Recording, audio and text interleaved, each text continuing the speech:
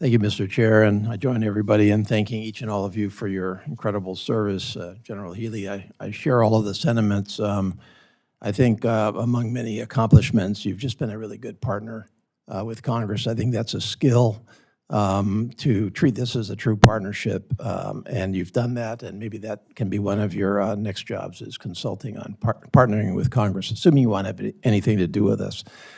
To each and all of you, thanks so much for taking care and advocating so effectively, especially for my Hawaii Guard and reservists. I think they would say that if they were here. Many of you have visited. Really appreciate that. And I think to Chair Cole's comments about your service in our states in time of need, I think back to the 3 or 4 crises we've had in Hawaii just over the last 4 or 5 years. COVID, of course, Red Hill, the Maui wildfires, and more recently, some very severe flooding. You've been involved in a critical part in all of that. So that needs to be emphasized also is your readiness in those times of need. So I thank you for that. We're sorting through kind of a confusing budget right now. We have been presented with a very large budget with insufficient detail. And that budget is conflated as between discretionary and proposed reconciliation funding. We've been trying to sort through the overall thinking of the department, the individual services, and the individual components in terms of what is allocated to each of those buckets and why. And I'm noting that in the case of the Guard and the reserves, there's not a whole bunch of proposed reconciliation funding. And we've talked a lot about NGRIA and procurement lines here. We all acknowledge the importance of that, but how are we actually getting after that in funding? That's really the bottom line question here.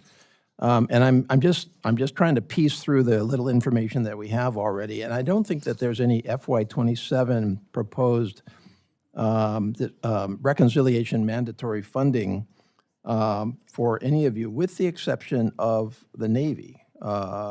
Reserve equipment, I see aircraft procurement at $1.19 billion proposed in the mandatory side of things.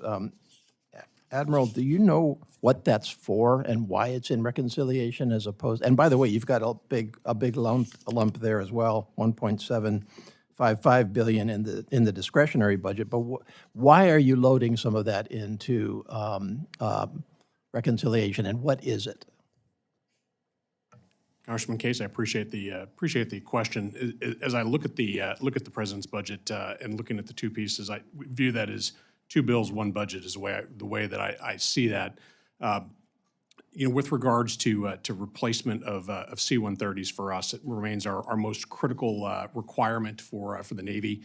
It is our only intra-theater long-range transport to both rearm, resupply, and refuel the fleet. It's the only aircraft that will deliver oversized cargo in theater, and right now it's actually performing in-flight aerial refueling, which is a critical component for us. Those aircraft right now are 35 years old. They have mission capability rates in the 30%. The new models of Juliets, they've got better survivability. They've got better communications, integrated systems that really will allow us to fly farther, faster, and higher, and provide a greater degree of survivability for those crews. Okay, so that's C-130 replacement. Is that what that line is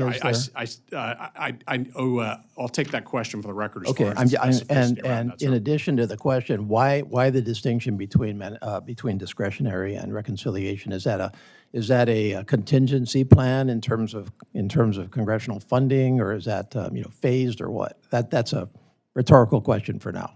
Yes, sir. Okay, and also I'm just noting here in the budget, and this is on the discretionary side, I'm seeing procurement of ammunition, Navy and Marine Corps.